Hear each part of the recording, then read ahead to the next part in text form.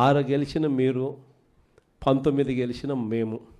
అయినా ఈ కుప్పం మున్సిపాలిటీలో మీరే చైర్మన్ అని చెప్పి మీరంతకు మీరే చెప్పుకుంటూ మీరంతకు మీరే ఒక్కొక్కరికి 50 లక్షలు. ముఖ్యమంత్రిగా ఉన్నావు, నువ్వు చేయాల్సిన పని ఇదే. ప్రజాస్వామ్యం అంటే ఏమిటి అని చెప్పి ప్రజలకు నువ్వు అద్దం పెట్టి చూపించాలి. ప్రజాస్వామ్యం, కాన్స్టిట్యూషన్ ఇది, నేను దానికి రిప్రజెంటేటివ్, నేను ముఖ్యమంత్రిని. కాన్స్టిట్యూషన్ అనేది ఒక బైబిల్ లాంటిది, ఒక ఖురాన్ లాంటిది, ఒక భగవద్గీత లాంటిది.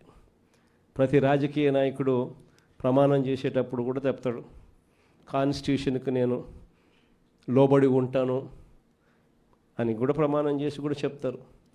కానీ ముఖ్యమంత్రి అయిన తర్వాత ఆయనే దగ్గరుండి కాన్స్టిట్యూషన్ను తగలబెడతా ఉన్నాడు. కుప్పం నియోజకవర్గంలో స్వయంగా ఆయనే తప్పుడు సంకేతాలను రాష్ట్ర వ్యాప్తంగా కూడా పంపిస్తూ 19